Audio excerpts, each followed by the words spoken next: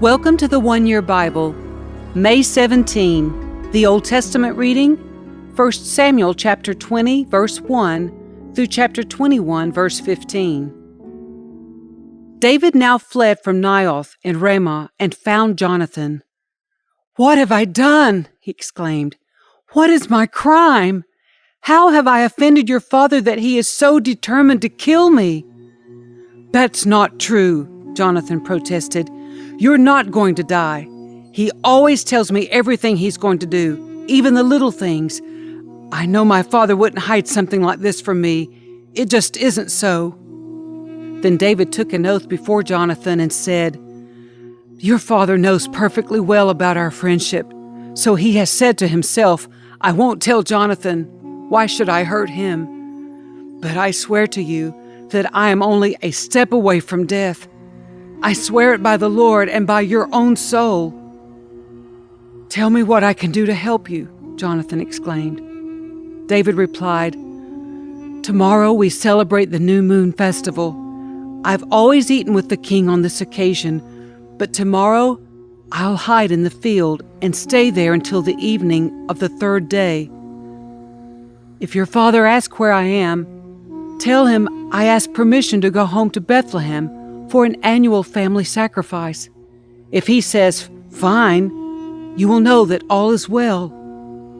But if he is angry and loses his temper, you will know he is determined to kill me. Show me this loyalty as my sworn friend, for we made a solemn pact before the Lord. Or kill me yourself if I have sinned against your father, but please don't betray me to him." "Never!" Jonathan exclaimed. "You know that if I had the slightest notion my father was planning to kill you, I would tell you at once." Then David asked, "How will I know whether or not your father is angry?" "Come out to the field with me," Jonathan replied. And they went out there together. Then Jonathan told David, "I promise by the Lord, the God of Israel, that by this time tomorrow or the next day at the latest, I will talk to my father and let you know at once how he feels about you. If he speaks favorably about you, I will let you know. But if he is angry and wants you killed, may the Lord strike me and even kill me if I don't warn you so that you can escape and live. May the Lord be with you as he used to be with my father. And may you treat me with the faithful love of the Lord as long as I live. But if I die, treat my family with this faithful love, even when the Lord destroys all your enemies from the face of the earth." So Jonathan made a solemn pact with David, saying, "May the Lord destroy all your enemies." And Jonathan made David reaffirm his vow of friendship again, for Jonathan loved David as he loved himself. Then Jonathan said, "Tomorrow we celebrate the New Moon Festival. You will be missed when your place at the table is empty. The day after tomorrow, toward evening, go to the place where you hid before, and wait there by the stone pile. I will come out and shoot 3 arrows to the side of the stone pile, as though I were shooting at a target. Then I will send a boy to bring the arrows back. If you hear me tell him, 'They're on this side,' then you will know as surely as the Lord lives that all is well and there is no trouble. But if I tell him, 'Go farther, the arrows are still ahead of you,' then it will mean that you must leave immediately, for the Lord is sending you away. And may the Lord make us keep our promises to each other, for he has witnessed them."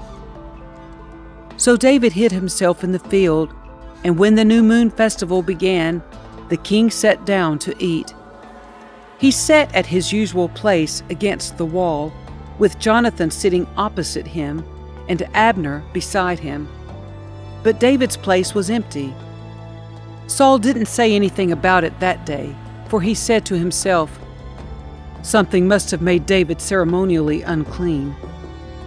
But when David's place was empty again the next day, Saul asked Jonathan, "Why hasn't the son of Jesse been here for the meal either yesterday or today?"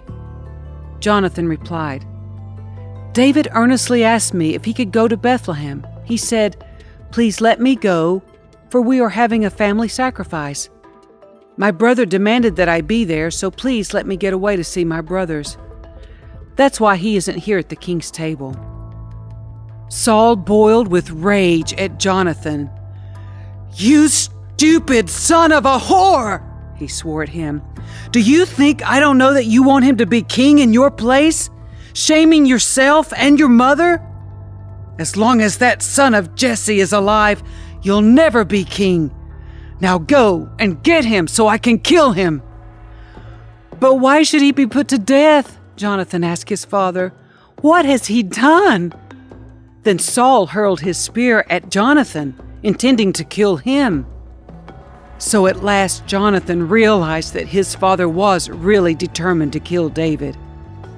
Jonathan left the table in fierce anger and refused to eat on that second day of the festival, for he was crushed by his father's shameful behavior toward David. The next morning, as agreed, Jonathan went out into the field and took a young boy with him to gather his arrows. "Start running," he told the boy, "so you can find the arrows as I shoot them." So the boy ran, and Jonathan shot an arrow beyond him. When the boy had almost reached the arrow, Jonathan shouted, "The arrow is still ahead of you! Hurry! Hurry, don't wait!" So the boy quickly gathered up the arrows and ran back to his master. He, of course, suspected nothing. Only Jonathan and David understood the signal. Then Jonathan gave his bow and arrows to the boy and told him to take them back to town. As soon as the boy was gone, David came out from where he had been hiding near the stone pile. Then David bowed 3 times to Jonathan with his face to the ground. Both of them were in tears as they embraced each other and said goodbye, especially David.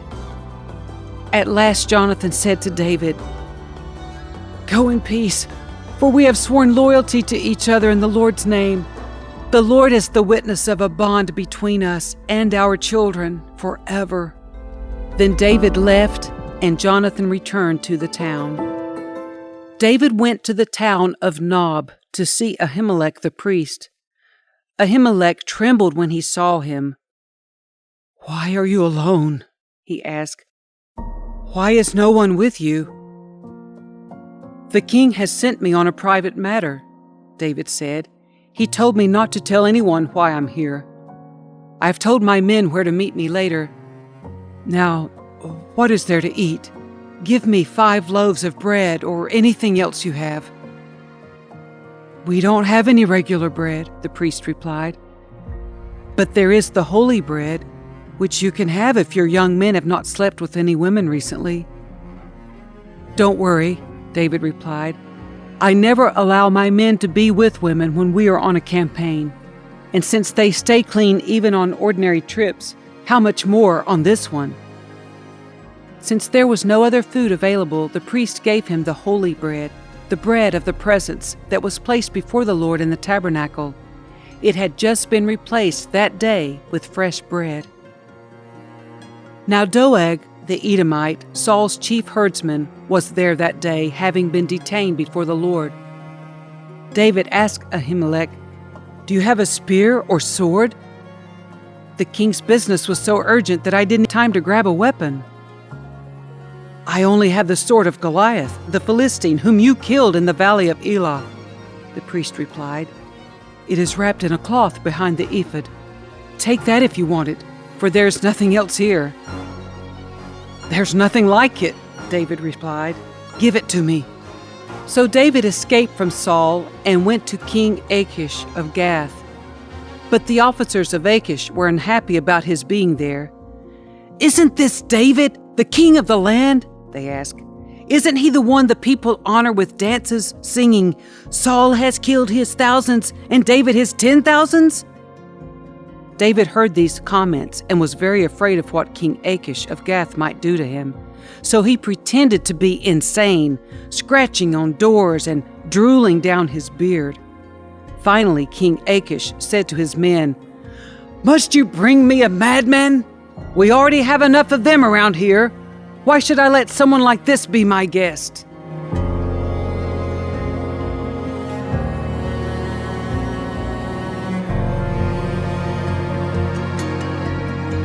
The New Testament reading, John chapter 9, verses 1 through 41. As Jesus was walking along, he saw a man who had been blind from birth. "Rabbi," his disciples asked him, "why was this man born blind? Was it because of his own sins or his parents' sins?" "It was not because of his sins or his parents' sins," Jesus answered. "This happened so the power of God could be seen in him. We must quickly carry out the task assigned us by the one who sent us. The night is coming, and then no one can work. But while I am here in the world, I am the light of the world." Then he spit on the ground, made mud with the saliva, and spread the mud over the blind man's eyes. He told him, "Go wash yourself in the pool of Siloam." Siloam means sent. So the man went and washed and came back seeing. His neighbors and others who knew him as a blind beggar asked each other, "Isn't this the man who used to sit and beg?" Some said he was, and others said, "No, he just looks like him." But the beggar kept saying, "Yes, I am the same one." They asked, "Who healed you? What happened?" He told them, "The man they called Jesus made mud and spread it over my eyes and told me, 'Go to the pool of Siloam and wash yourself.' So I went and washed, and now I can see." "Where is he now?" they asked. "I don't know," he replied. Then they took the man who had been blind to the Pharisees, because it was on the Sabbath that Jesus had made the mud and healed him. The Pharisees asked the man all about it, so he told them, "He put the mud over my eyes, and when I washed it away, I could see." Some of the Pharisees said, "This man, Jesus, is not from God, for he is working on the Sabbath." Others said, "But how could an ordinary sinner do such miraculous signs?" So there was a deep division of opinion among them. Then the Pharisees again questioned the man who had been blind and demanded, "What's your opinion about this man who healed you?" The man replied, "I think he must be a prophet." The Jewish leaders still refused to believe the man had been blind and could now see, so they called in his parents. They asked them, "Is this your son? Was he born blind? If so, how can he now see?"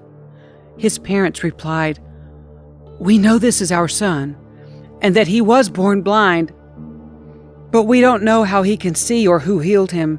Ask him. He is old enough to speak for himself." His parents said this because they were afraid of the Jewish leaders, who had announced that anyone saying Jesus was the Messiah would be expelled from the synagogue. That's why they said, "He is old enough, ask him." So for the second time they called in the man who had been blind and told him, "God should get the glory for this, because we know this man Jesus is a sinner." "I don't know whether he is a sinner," the man replied, "but I know this. I was blind, and now I can see." "But what did he do?" they asked. "How did he heal you?" "Look," the man exclaimed, "I told you once. Didn't you listen? Why do you want to hear it again? Do you want to become his disciples too?" Then they cursed him and said, "You are his disciple, but we are disciples of Moses. We know God spoke to Moses, but we don't even know where this man comes from." "Why, that's very strange," the man replied. "He healed my eyes, and yet you don't know where he comes from. We know that God doesn't listen to sinners, but he's ready to hear those who worship him and do his will. Ever since the world began, no one has been able to open the eyes of someone born blind. If this man were not from God, he couldn't have done it." "You were born a total sinner," they answered.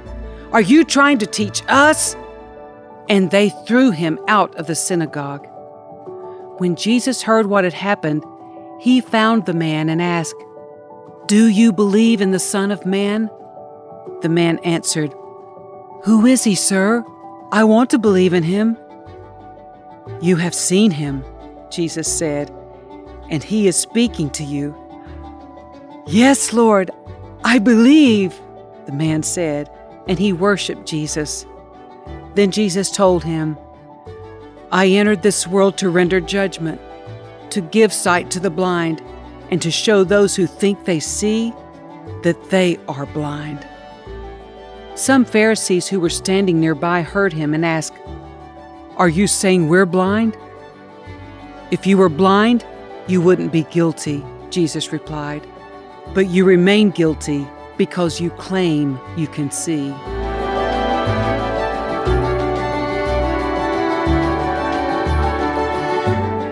Psalm 113, verse 1 through Psalm 114, verse 8. Praise the Lord. Yes, give praise, O servants of the Lord. Praise the name of the Lord. Blessed be the name of the Lord now and forever. Everywhere from east to west, praise the name of the Lord. For the Lord is high above the nations. His glory is higher than the heavens. Who can be compared with the Lord our God, who is enthroned on high? He stoops to look down on heaven and on earth. He lifts the poor from the dust and the needy from the garbage dump. He sets them among princes, even the princes of his own people. He gives the childless woman a family, making her a happy mother. Praise the Lord.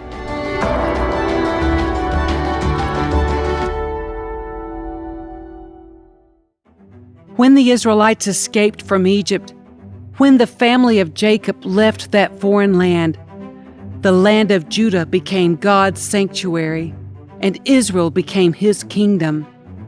The Red Sea saw them coming and hurried out of their way. The water of the Jordan River turned away.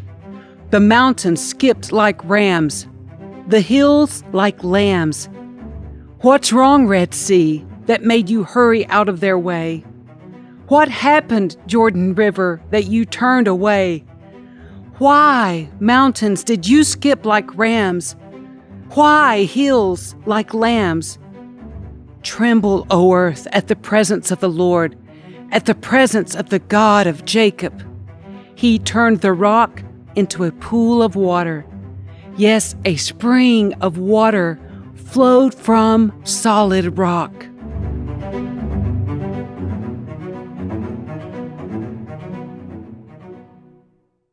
Proverbs 15, verses 15 through 17. For the despondent, every day brings trouble. For the happy heart, life is a continual feast. Better to have little with fear for the Lord than to have great treasure and inner turmoil. A bowl of vegetables with someone you love is better than steak with someone you hate.